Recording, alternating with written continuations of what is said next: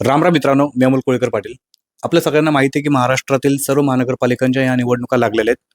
आपण सध्या नवी मुंबई क्षेत्रामध्ये आहे. नवी मुंबई महानगरपालिकाची निवडणूक देखील लागलेली आहे आणि ज्यांच्यासोबत आपण आज बसलोय, हे नवी मुंबई महानगरपालिका निवडणुकीसाठी उमेदवार म्हणून आहेत. मी सुरुवातीला ओळख करून देतो. हे आहेत अमोलदादा आणि या आहेत आपल्या रेखाताई.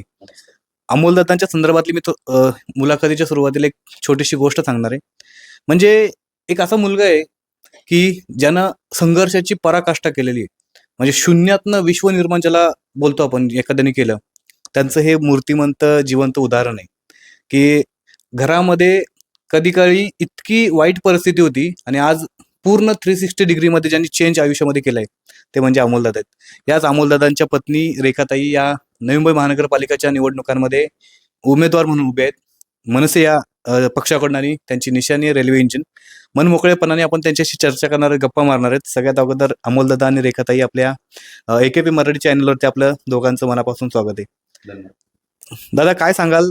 निवडणुकीचं वातावरण सुरू आहे, प्रचाराच्या रणधुमाळी सुरू आहेत. उद्या पण तुमची चौकसभा देखील आहे अशी मला आता समजलं. एकंदरीत आपला दिवसाचा कार्यक्रम कसा आहे आणि प्रचाराचा कसा जनतेचा प्रतिसाद भेटतोय आपल्याला? नमस्कार. खरं तर आपण बघतोय की निवडणुका या 10 वर्षानंतर लागलेत. म्हणजे मागची पंचवार्षिक करोना असेल किंवा काय कारणास्तव झाली नाही आणि त्यानंतर 10 वर्षानंतर निवडणुका आल्यात. पण गेली 10 ते 12 वर्ष इतकं काम केलंय की आता निवडणूक आहे असं वाटतच नाहीये. म्हणजे आज जे काम करतोय आम्ही, ते असं वाटतंय की आम्ही ते गेली 12 वर्षात जे काम करत होतो, अरे एखादा कार्यक्रम आहे आणि त्याची तयारी करतोय असंच वाटतंय आम्हाला. पण खूप छान वाटतंय काम करताना. आम्ही लोकांच्या घरोघरी जातोय, सर्वांचा आशीर्वाद घेतोय आणि सोसायटी असतील, काही आपल्या संघटना असतील, यांना भेटतोय आणि अ, त्यांचं ते प्रेम बघून खरंच म्हणजे एखाद्या घरात गेल्यानंतर या, बसा, चाय-पाणी, ऑक्शन म्हणजे आपण नको नको म्हटलं, अरे घाई-घाई तरी लोकं हाताला धरून आतमध्ये बसवतात. खूप छान वाटतंय म्हणजे प्रचार करताना. खूप चांगला आणि खूप चांगला प्रतिसाद आहे लोकांचा. म्हणजे आम्ही केलेली कामं म्हणजे कोरोनामध्ये साधी दिलेली भाजीची आठवण काढून लोकं सांगतात, की "अरे तुमची भाजी आम्ही खाल्ली." हे खूप चांगलं वाटतंय, छान वाटतंय एकदम. नक्कीच आपण बघत असाल की दादा आपल्याला मनसे या पक्षाकडनं उमेदवारी मिळालेली आहे आणि मनसेची ही तुमच्यावरती ठेवलेली विश्वास म्हणा किंवा ह्या विश्वासाला तुम्ही कसं सार्थक ठरवणार आता? अ, काही वर्षापूर्वी म्हणजे खरं सांगायचं तर तुम्हाला की माझ्या घरामध्ये कोणी राजकारण नाही किंवा आमचा कसलाच पिंड नाही. आई-वडील किंवा कसलीच पार्श्वभूमी आमची राजकारणाची नाही. म्हणजे मुळात मी राजकारणातच एक ॲक्सिडेंटली आलोय. म्हणजे काही वर्षापूर्वी अ, काही मुलांना कामावरून काढलं आणि ते माझ्याकडे आले, की "दादा असं-असं कामावरून आम्हाला काढलंय." मी म्हटलं, "ठीक आहे." आता म्हटलं, "मी काय करणार पण?" आणि मला समोरच एक पाटी लावलेली दिसली बॅनर. म्हणजे जिथे एका चौकात आम्ही भेटलो मुलं, तिथंच एक बॅनर म्हणजे पाटी लावली होती. त्या बॅनरवरती महाराष्ट्र सेनेची कोणाची तरी निवड झाली होती आणि त्याच्यावर त्याच्या खाली नंबर होता असा. मग मी म्हटलं, "अरे तुम्हाला कामावरून काढलंय वगैरे." तर मला म्हटलं, "फोन करा नंबरला." बॅनर दिसतोय लावलेला मनसे पक्ष आहे वगैरे. आणि त्यांनी फोन करा म्हटलं आणि त्यांनी तुम्हाला ते लोकं करतील मदत. मग फोन लावला. पण पुढून म्हणजे पुढे ते मला घेऊनच "तूच चल दादा सांगती." असं करत मी पक्षाकडे गेलो, भेटलो पदाधिकाऱ्यांना. त्यावेळेस गजानन काळे साहेब यांची मला वाटतं नुकतीच नवी मुंबईला निवड झाली होती आणि त्यांचा नवीन म्हणजे पदाधिकाऱ्याच्या नियुक्त्या असतील किंवा सर्व चालू होतं. त्यामुळे 1-2 दिवस डिले झालं. मग त्यानंतर मी यांना सतत 2-3 दिवस कंटिन्यू घेऊन जाऊन मग ते आयडीबीआय बँक असेल, तर आयडीबीआय बँकेचं आंदोलन होतं. म्हणजे आयडीबीआय बँकेमध्ये त्यांना कामावून काढलं होतं. तर मग असं ठरलं, की आंदोलन करायचं वगैरे. मग आंदोलन केलं आम्ही. आंदोलनानंतर त्या मुलांना कामावरती घेतलं. कामावर घेतल्यानंतर पक्षाने जबाबदारी वगैरे काहीतरी तुम्ही जबाबदारी घ्या. पण आमचा कसलाही माझा राजकीय काही पिंड नसल्यामुळे किंवा काही अभ्यास नसल्यामुळे म्हणा, मी म्हटलं माझं ते क्षेत्र नाहीये. मी बिझनेसवाला मी बोला. पण पक्षांनी गजानन काळे साहेब असतील यांनी विश्वास दाखवत त्यांनी नाही काहीतरी जबाबदारी घेऊन मी एकदम छोटी जबाबदारी घेतली, उपशाखाध्यक्ष म्हणून. अशा तऱ्हेने माझी राजकारणात एंट्री झाली आणि घेतलेली जबाबदारी त्यानंतर मी शाखाध्यक्ष, उपविभागाध्यक्ष, विभागाध्यक्ष त्यानंतर कामगार सेनेचा महानगरपालिका कार्याध्यक्ष नवी मुंबई, अशी पक्षाने विश्वास ठेवला आणि मी त्या पदाला न्यायही देत गेलो वेळोवेळी. आणि आज आपण बघतोय की म्हणजे पक्षाने आज आमच्या दोघांच्याही कामाची दखल घेत. ज्या वेळेस आंदोलन व्हायची, ज्या वेळेस काही पक्षाची संघटना बांधणी असेल, महिलांचं संघटना बांधणं असेल, त्या त्यावेळेस रेखाने मला माझ्यासोबत खांद्याला खांदा लावून उभं राहिली. म्हणजे कोरोना काळामध्ये इव्हन आम्ही भाजीचे पॅकेट पॅकिंग करतो, त्याच्यामध्येही आम्ही दोघं मिळून वजन करणं, पॅकिंग करणं असेल किंवा एखाद्या आंदोलनाचा पाळणाघराचा विषय आम्ही ज्यावेळेस घेतला, ते आंदोलन असेल, म्हणजे अनेक असे आंदोलन की रेखाने आम्ही संगती केली. दादा, मला म्हणजे तुम्ही राजकारणामध्ये ॲक्सिडेंटली आला हे तर समजलं आणि मी ऐकलं ह्याच्याबद्दल. पण ह्याच्याही पलीकडे जाऊन मला ना तुमचं लहानपणाची स्टोरी ऐकायची, की तुमचं लहानपण कसं होतं, काय होतं? आणि तुमचं मुंबईला येण्यापाठीमागची एक त्याच्या पाठीमागे देखील एक खास रंजक स्टोरी आहे. त्याच्याबद्दल आम्हाला थोडक्यामध्ये सांगितलं तर फार बरं होईल. अं, म्हणजे तुम्ही जसं आता मगाशी म्हणाला, की तुमचं राजकीय पार्श्वभूमी नाही आहे फॅमिलीची. तर लहानपणी तुमचे काय आई-वडील करायचे? तुम्ही काय करायचा? तुमचं लहानपण कसं गेलं? अं, माझं लहानपण म्हणजे तसं आम्ही खूप एक आमचं छोटंसं खेडेगाव, अं, याच्यात आम्ही म्हणजे आमचं शिक्षण झालं माझं. हातावरचं पोट असल्यामुळे आई वडिलांचं रोजगारासाठी इकडे तिकडे जाणं असायचं त्यांचं. म्हणजे अशी घरची परिस्थिती काही अशी काही मोठी नव्हती. पण मला कधी कधी असं वाटतं की त्या परिस्थितीमुळेच आज मी स्टेजला आहे. कारण 5वी नंतरच मला कामाची आवड निर्माण झाली. मी काम करू लागलो. 5वी नंतर मी शाळेच्या वेळेनंतर शनिवार रविवारी जॉब करायचो. अनेक कामं केलीत. म्हणजे मला शेतामधली सर्व कामं येतात. म्हणजे पाणी धरणं असेल, बेनं दाबणं असेल, म्हणजे ज्वारी, गहू, मका किंवा रेशीम धागा असेल किंवा अनेक शेतातली जेही कामं आहेत. हळदीचं असेल, हळद शिजवणं किंवा तुती ह्यासारख्या सर्व कामं, शेतातली सर्व कामं केलीत. म्हणजे मी खूप म्हणजे 5वी ला असल्यापासूनच माझं स्वतःचा खर्च मी स्वतः काढत होतो म्हणजे. आणि चांगलं म्हणजे खूप असं जरी हलाखीची परिस्थिती होती, पण ते कधीही आम्ही थांबलो नाही, डगमगलो नाही. आणि हे करतच मोठा झालो. 12वी पर्यंत शिक्षण घेतलं गावी. त्यानंतर मग कामाच्या शोधामध्ये मुंबईकडे आलो. म्हणजे मुंबईला येण्याची स्टोरी पण तुमची खास रंजक आहे. कारण मी असं ऐकलंय, की तुम्ही खरी फक्त मुंबईला येण्यासाठी बऱ्याच दिवसांचा कालावधी हं. तुम्ही सहन केला होता किंवा वाट पाहिली होती. हं. अ, आता कसं की आत्ताची परिस्थिती पण गेल्या 20-22 वर्षापूर्वी म्हणजे मुंबईला अ, यायचं म्हणजे एक चान्स लागायचा. तो म्हणजे एक संधी लागायची गावावरून मुंबईला यायचं म्हणजे. तर त्यावेळेस मी माझ्या मित्राला कंटिन्यूअली म्हणजे फॉलोअप करत होतो, की मुंबईला यायचं आहे, मुंबईला यायचं आहे. म्हणजे असं कामाला यायचं आहे मुंबईला. असं जवळ-जवळ मी 1.5 वर्ष मी त्याच्या संपर्कात होतो, की अ, मुंबईला येण्यासाठी. आणि एक दिवस आला की मुंबईला ये. पण आणि त्यानंतर आलो मुंबईला. नाही, बरोबर आहे. पण हा दिवस किती दिवसांचा होता किंवा किती वर्षांचा होता? कारण एकाएकी तुम्ही मुंबईला आला नाहीये. नाही 1.5 वर्ष लागली मुंबईला यायला मला. 1.5 वर्ष मी फॉलोअप घेत होतो म्हणजे येण्यासाठी. मित्राला विचारत होतो. मग 1.5 वर्षानंतर मुंबईला आलो. मुंबईला माझं सिवूड्स जिथं आज मी निवडून लढवतोय. या ठिकाणी एक मित्र होता ज्याने आणलं तो त्याच्याकडेच राहिला होतो म्हणजे. मग त्याच्याकडे राहायला खायला आम्ही. आणि तिथून मग हळू कामाची सुरुवात झाली सर्व. एका गरीब घराण्यातला मुलगा म्हणा किंवा जो शेतीची कामं करायचा लहानपणी, कामाची आवड असणारा व्यक्ती, अचानक मुंबईला आला, मोठा झाला आणि आज ज्या सिवूडला ते स्वतःचं घर मानतात. कारण कोरोना काळामध्ये त्यांनी बाकीचे धनदांडगी लोकं, नेते, राजकीय नेते हे आपलं घरदार सोडून फार्म हाऊसवरती किंवा विदेशामध्ये किंवा बाहेरच्या गावामध्ये, जिल्ह्यामध्ये निघून गेले होते. पण तुम्ही या सिवूडला तुमचं स्वतःचं घर मानून तुम्ही या सिवूडकरांच्या सेवेसाठी स्वतःचा जीव धोक्यात घालून तुम्ही रस्त्यावरती उतरला होता. ह्या सिवूडकरांच्या प्रेमासाठी काय सांगाल? किंवा हे प्रेम तुम्हाला का असं वाटलं, की मला सिवूडकरांसाठी काहीतरी करायचंय? सीवूड्समध्ये म्हणजे ज्यावेळेस मी सीवूड्समध्ये आलो खरं तर सीवूड्समध्ये किंवा मुंबईमध्येच अ, येण्याचा हा पहिलीच वेळ होती माझी ती, ज्यावेळेस मी सीवूडला आलो. त्यानंतर मला सीवूड्समध्ये सगळं काही मला सीवूड्स नाही मुंबईनेच दिलंय मला म्हणजे आपण बघितलं असाल तर. म्हणजे जे आम्ही जे कामं असतील किंवा वेगवेगळे भेटणारी लोक असतील, त्यांच्यातून मग मिळणारी प्रेरणा असेल किंवा त्यांनी केलेली मदत असेल, म्हणजे अनेक असे उदाहरण आहेत, की म्हणजे त्या ठिकाणी मला खूप मदत झाली सगळ्यांकडून.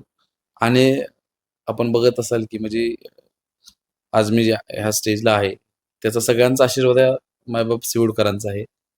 आणि आपल्याला काहीतरी देणं लागतं. म्हणून मी ह्या निवडणुकीत त्यांच्या माध्यमातून रेखा उभं राहते आणि आपण ह्याचं परतफेड केली पाहिजे. म्हणजे जे आपल्याला देणं लागतं समाजासाठी. बरोबर. तर आम्ही निवडणुकीत उभा राहून त्या समाजाची अजून चांगली सेवा करून ती परतफेड करा अशी इच्छा आहे. म्हणून आम्ही नाही, आम्ही ज्यावेळेला ह्या सिवूरच्या तुमच्या प्रभाग क्रमांक 26 मध्ये फिरत होतो, त्यावेळेला बऱ्याच नागरिकांच्या तोंडातून आम्ही हे ऐकलं, की तुम्ही कोरोना काळामध्ये प्रचंड मोठ्या प्रमाणामध्ये मदत केली होती. नक्की काय-काय तुम्ही कोरोना काळामध्ये कामं केली होती, ज्याचं आजही लोकांना आठवण आहे? खरं तर मला तर ते असं म्हणजे असं मोठं काम काय नव्हतं, पण जबाबदारी वाटत होती. ज्यावेळेस म्हणजे सगळं अख्खं मुंबई, जग बंद होतं आणि अ, आपण बघत होतो, की म्हणजे एक छोट्या गोष्टीला संघर्ष होता लोकांचा. पहिले 2, 3, 4 महिने, 6 महिने 4 महिने तर ठीक वाटले म्हणजे अरे, बसायला मस्त वाटतंय घरी किंवा सगळं होतं. पण हळू-हळू जी परिस्थिती परत होत गेली, त्याच्यामध्ये आम्हाला ते बघून मला थांबवता नाही आले स्वतःला. मग आम्ही अ, अरे काय अडचणी आहेत मग सिवूडमध्ये काय सुरू झाले? तर आपल्याला काय करता येईल त्याला? मग आम्ही भाजीपाल्याचं पॅकेट असेल सपोज बनवणं. मग आम्ही बघितलं की बाहेर ते सगळं आपण थांबवू शकतो, पण खाणं-पिणं तर नाही थांबवू शकत.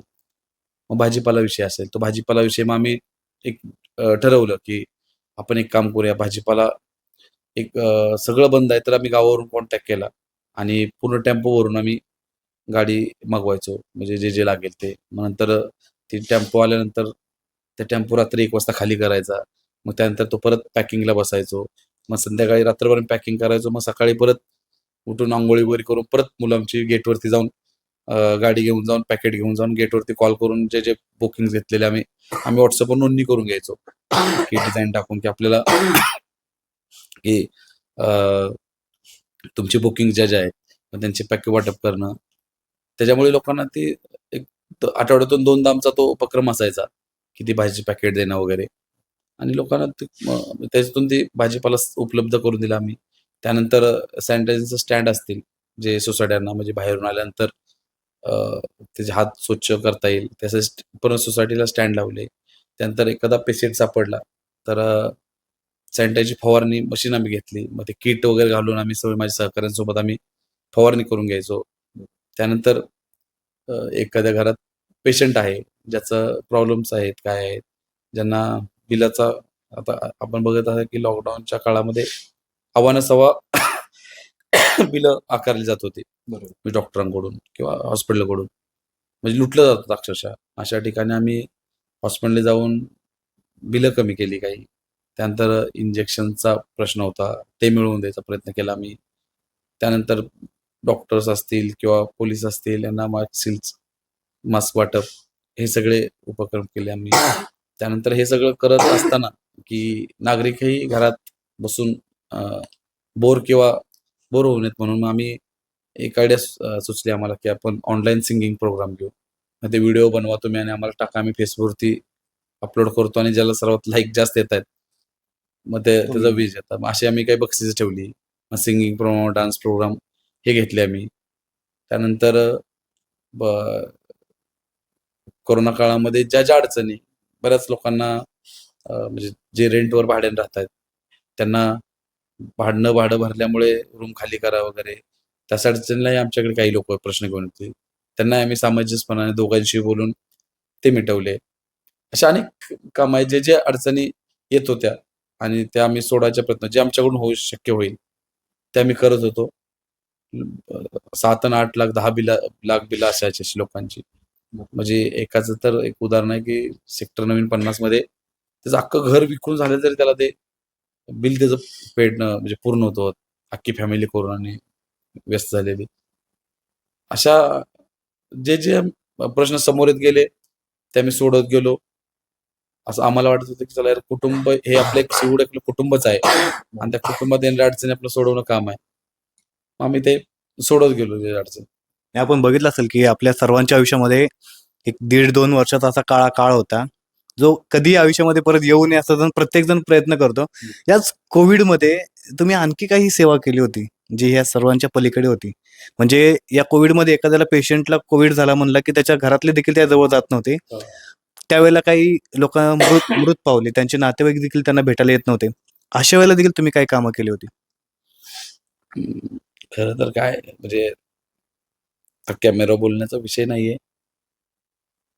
पण तरी सुद्धा अशी अनेक कामं केलीत, की त्यावेळेस ती परिस्थितीच ती होती, की नातेवाईकांना दोष देत नाही आपण किंवा की येऊच शकत नव्हते.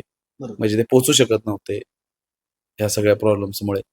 मग त्यावेळेस आम्ही त्यांची बॉडी असेल, अन्न असेल किंवा स्मशानात जाऊन त्यांची अरेंजमेंट करणं असेल, बाकी सगळ्या गोष्टीची, पूर्ण अंत्यविधीचा कार्यक्रम. अंत्यविधीचं सगळं म्हणजे हे असेल, तर हे सगळं आम्ही स्वतः उभं राहून केलेलं आहे. आणि परिस्थिती अशी होती, की 2 दिवसांनी 1 दिवस फोन आलेला असला आणि 2 दिवसात माणसाचं काय होईल भरोसा होते. म्हणजे आमची तर एक जी केस आमच्या इथं होती, की त्याच्यामध्ये मला 2 दिवसापूर्वी त्यांचा फोन आला, की "अरे ॲम्ब्युलन्स पाहिजे." ॲम्ब्युलन्स पाठवली, गेली. तो पेशंट जो होता ॲडमिट, त्यांनी फोन केला, की "दादा ती ॲम्ब्युलन्स मिळाली, मी पोहोचलो, दुसऱ्या हॉस्पिटल शिफ्ट झालो."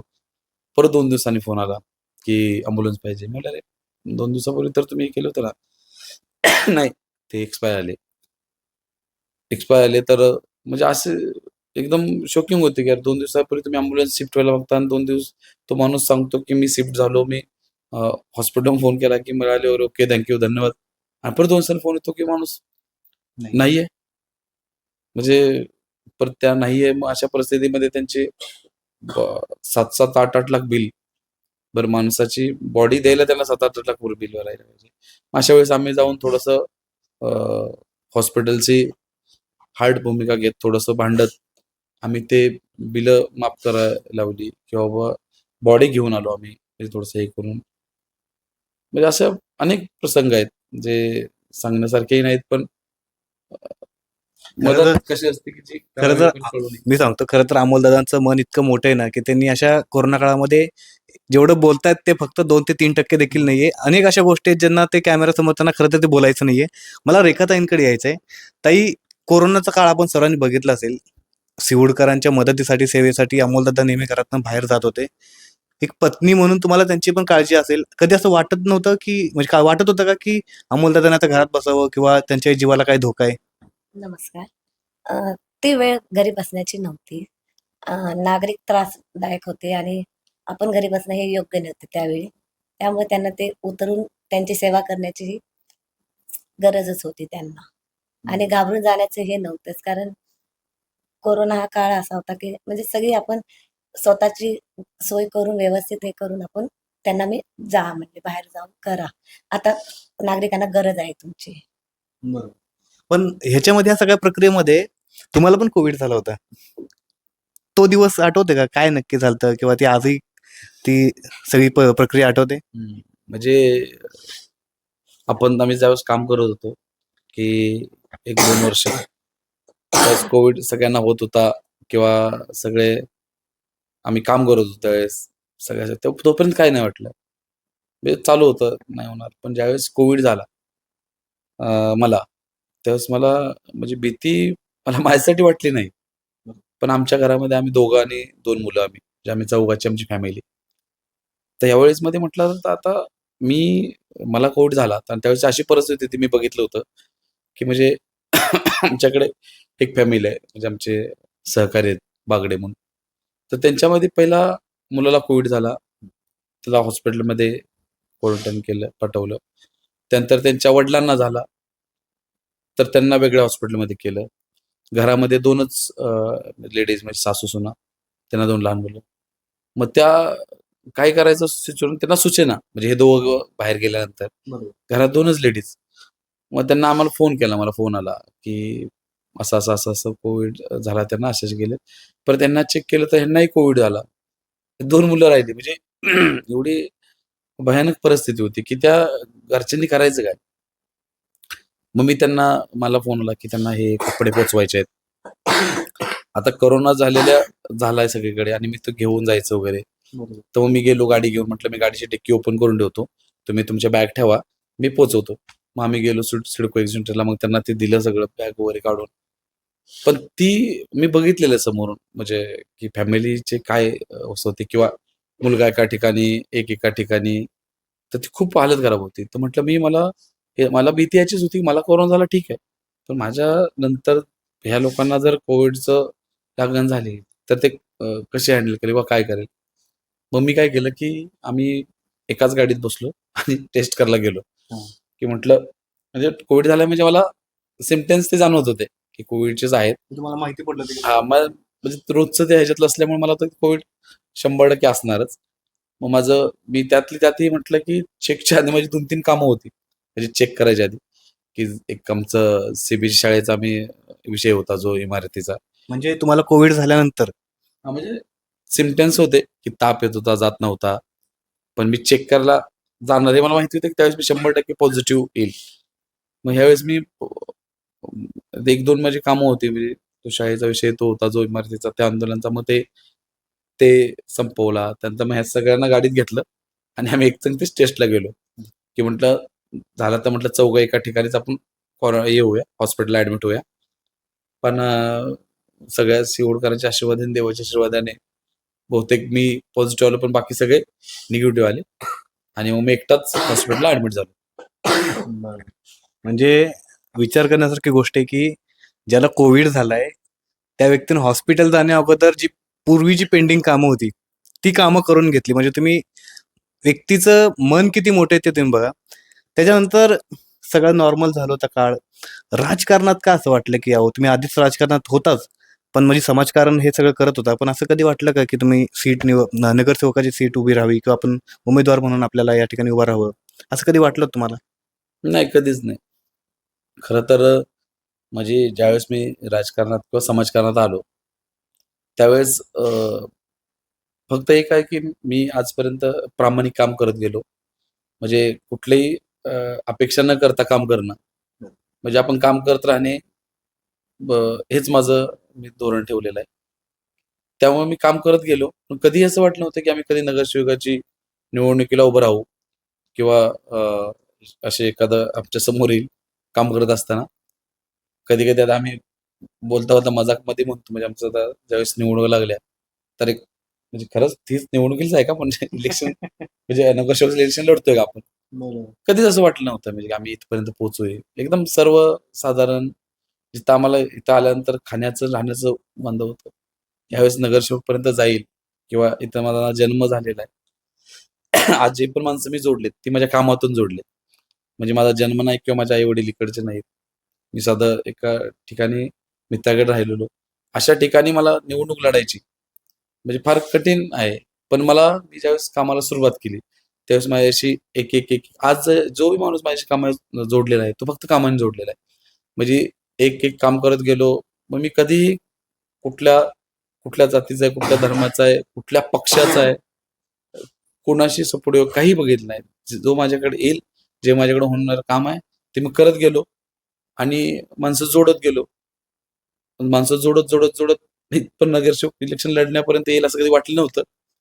पण गेल्या म्हणजे 2-4 वर्षामध्ये मी लोकांकडून ऐकायचो, "अरे, इलेक्शन कधी आहे? आम्हाला मतदान करायचं तुम्हाला.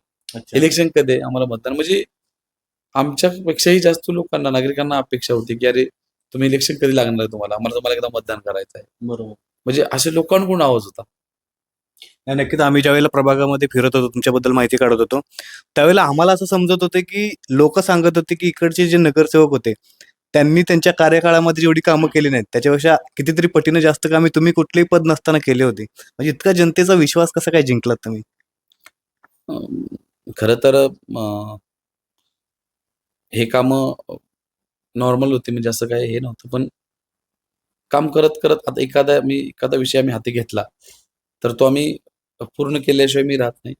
मग जसं की काही विषय असतील, म्हणजे रोडचा विषय असेल, मुळात आमच्या इथं मेन म्हणजे काही अर्धवट सोडलेली कामं जे होती, म्हणजे ज्यावेळेस आम्ही त्या विषयाच्या खोलात गेलो, तर बघितलं तर मग ते रोडची कामं झालेली नाहीयेत. फुटपाथ अर्धवट सुटलेला आहे.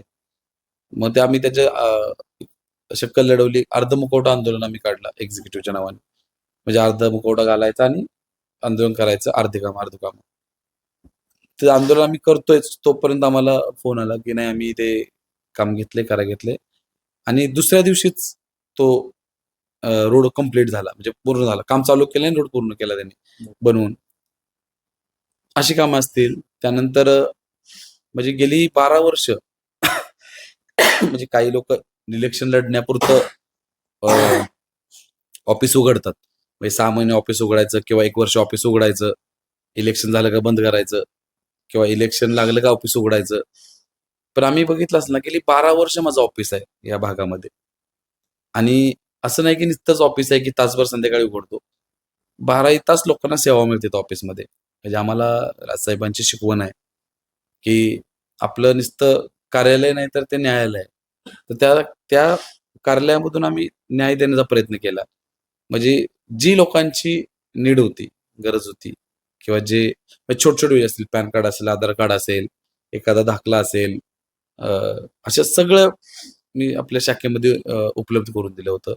बरोबर. त्यानंतर म्हणजे अ, विषय असतील दुसरे कुठलेही लोकांना यायला एक हक्काचं घर होतं ते, की अरे म्हणजे माझ्याकडे इव्हन घरगुती विषय सुद्धा आमच्याकडे यायचे, की अरे वडिलाचा असा आहे, मुलगा असा आहे किंवा मिस्टरांचा असा आहे. असे सुद्धा विषय आमच्याकडे येत होते.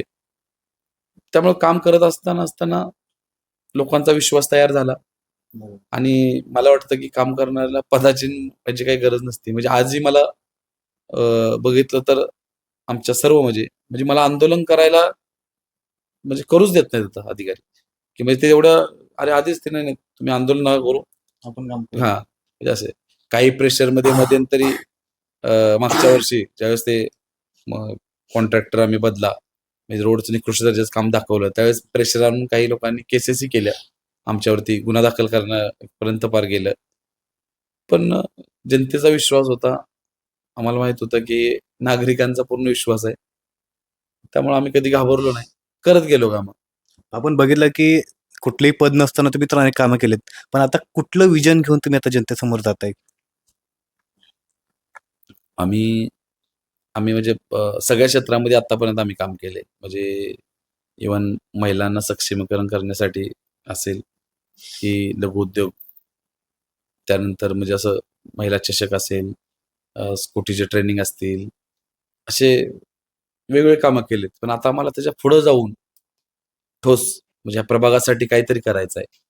म्हणजे प्रभागाला नंबर 1 बनवण्याचं आमचं रेखाचं माझं आमचा विचार आहे, की आम्ही ज्यावेळेस कधी बसतो, त्यावेळेस म्हणजे आमच्या गप्पा ज्यावेळेस आमच्या जनरल होतात, त्यावेळेस आम्ही विचार करतो, की अरे काय करायला पाहिजे? आणि खरं तर मला म्हणजे राजकारणात येण्याचाच उद्देश आहे, की किंवा राहण्याचा उद्देश आहे, की ज्या अडचणी मला येत होत्या, की ज्या अडचणी अ, येत होत्या, त्या मी माझ्या फोननी, माझ्या ह्यानी म्हणजे त्याचं सोल्युशन निघत होतं, सुटत होत्या.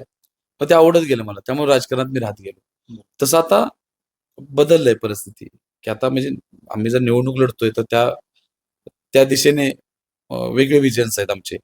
म्हणजे आपण बघत असाल, की आमच्या प्रभागामध्ये म्हणजे सिडकोचा पट्टा आहे, एक गाव आहे आमच्याकडे. त्यानंतर म्हणजे 2-3 टाइपमध्ये विभागलेला प्रभाग आहे. NRI सारखं कॉम्प्लेक्स आहे. नवीन 50 सारखा प्रायव्हेट सेक्टरचा भाग आहे.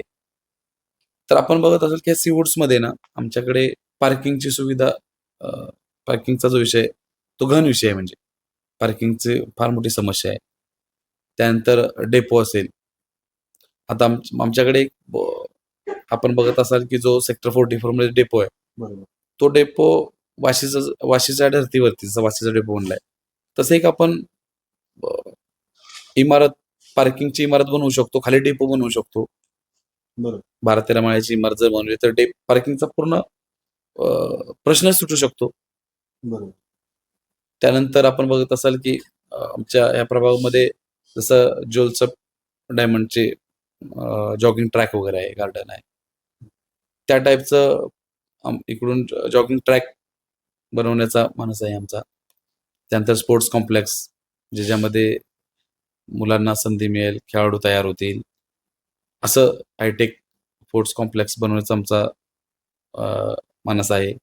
त्यानंतर ज्या महिला भगिनी घरी असतात किंवा ज्याला कामाला जाता येत नाही नोकरीला आपल्या मुलांना शाळामुळे किंवा कशामुळे, तर त्यांच्यासाठी महानगरपालिकेच्या माध्यमातून घर बसल्या रोजगार, जे लघुउद्योग वगैरे बरोबर. ते आम्ही आणू इच्छितो, जेणेकरून त्या मुलाला शाळेत सोडून तिला मिळालेले 4 तास 5 तास ती तिथे देईल आणि स्वतःचा पॉकेट मनी 5-10 हजार रुपये ती कमवेल. हे आमचा करण्याचा उद्देश आहे. त्यानंतर शाळेचा असेल, की आता आमच्याकडे सीबीएसई शाळा जी आता आहे त्या शाळेची, तिथं त्याच्या शाळेवरती जास्त भर येतो, कारण प्रभाग मोठा आहे. तर त्यासाठी नवीन सीबीएसई शाळा कराव्या गावासाठी किंवा अजून एक बनवण्याची आम्ही मागणी करतो. बनवलेली शाळा आहे, पण तिची मान्यता घेणं वगैरे हे सगळं असेल, ती चालू करून त्यांचा आमचा माणूस आहे. त्यानंतर करावे गावासारख्या ठिकाणी किंवा आपल्या सिवूडसारख्या ठिकाणी एखादी बहुउद्देशीय इमारत नाहीये. म्हणजे आज जर आपल्याला एखादं लग्न करायचं असेल किंवा एखादं वाढदिवसाचा कार्यक्रम असेल, साखरपुड्यासारखा कार्यक्रम असेल, बरोबर. तर 40-40, 50-50 हजार रुपये भाडं द्यावं लागतं हॉलला. त्या हॉलच्याही मोनोपॉली असतात, की आमचंच कॅटरर्स घेतलं पाहिजे, आमच्याच खुर्च्या घातल्या पाहिजे, आमचं सजावट घेतलं पाहिजे. मग तो लाख रुपये ते पर्यंत जातं. तर एखादी महानगरपालिकेची बहुउद्देशीय इमारत असेल, जशी बेलापूरला आहे, जोईनगरला आहे, तर ज्याच्यामध्ये एखादा हॉल असेल, म्हणजे सर्व सुविधा तिथं उपलब्ध असते, जिथं लग्न होऊ शकतात, जिथं म्हणजे अशी बहुउद्देशीय इमारत बनू शकते. करावे गावाला बघत असाल तर सर्वच गाववाले काही एवढी श्रीमंत नाहीयेत. आहेत त्यातली त्यात, पण श्रीमंत सर्वच नाहीत ना.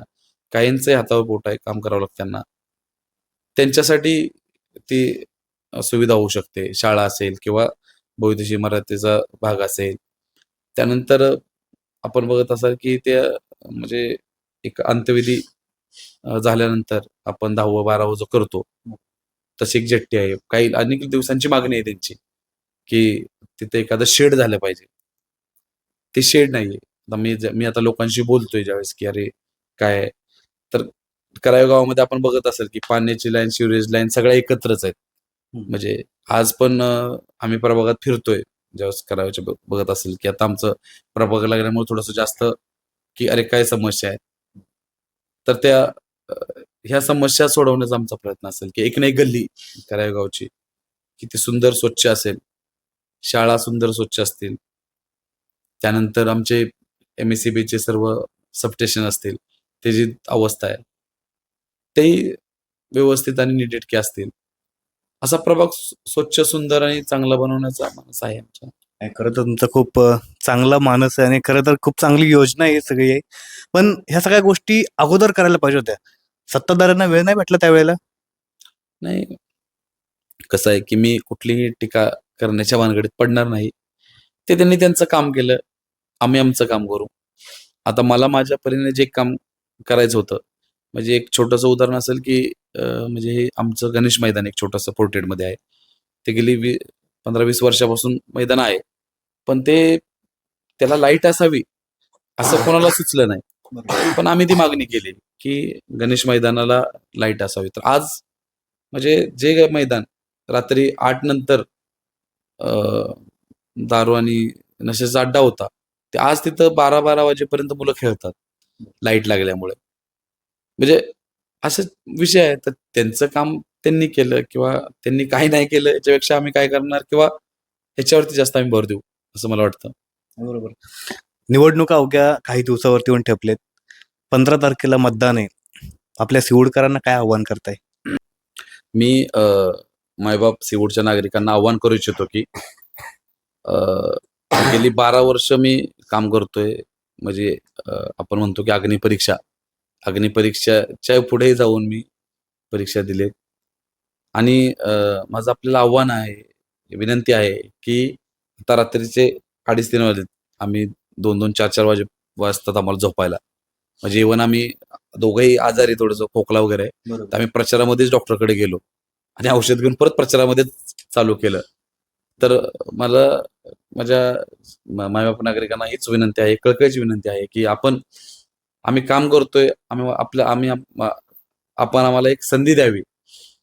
त्या संधीचं नक्कीच सोनं करेल आणि आपण घेतलेला निर्णय कधी असं वाटणार नाही की आपण ह्या मुलाला चुकीच्या मुला-मुलीला निवडले आपण, असं कधीच वाटू देणार नाही मी आपल्याला. म्हणून आपल्याला कळकळीची विनंती आहे की येत्या 15 तारखेला 1 नंबरच्या रेल्वे इंजिनासमोरील बटन दाबून आपण ऐवळे रेखा अमोल यांना प्रचंड मताने विजयी करावं, हीच मी आपल्याला आवाहन करतो. जय हिंद, जय महाराष्ट्र. नमस्कार. मी सिऊडकर नागरिकांना एकच विनंती करते की येत्या 15 तारखेला मला एक दिवस द्या. मी पुढचे 5 वर्ष तुम्हाला तुमच्या सेवेमध्ये हजर राहील. तर हे होते आपले अमोलदादा आणि त्यांच्या मिसेस रेखाताई. खरं तर हे पूर्ण दाम्पत्य जे आहे ना, अतिशय संघर्षमय जीवनातनं त्यांनी म्हणजे स्वतःला शून्यातनं विश्व निर्माण ज्याला बोलतो आपण, त्यांची दोघांची संघर्षमय कहाणी. खरं तर एवढ्या छोट्याशा इंटरव्ह्यूमध्ये त्यांचं अख्खं आयुष्य बसवणं जमणार नाही. त्यासाठी मला वाटतं ज्यावेळेला ते 16 तारखेला विजयी होतील, त्याच्यानंतर मी त्यांच्याकडनं आशा करेन की एक मस्त मोठा इंटरव्ह्यू मला मिळेल आणि इतकं मेहनती करणारी दाम्पत्य असंच इथून पुढच्या काळामध्ये सिऊडकरांसाठी 24 तास आणखी मेहनत करावी अशी त्यांना मी शुभेच्छा देतो. येणाऱ्या निवडणुकीसाठी त्यांना पुन्हा शुभेच्छा देतो. आणि AKB मराठीसाठी चर्चा केली, आपल्या सिऊडकरांसाठी चर्चा केली, त्यासाठी आपल्या दोघांचंही मनापासून धन्यवाद. धन्यवाद.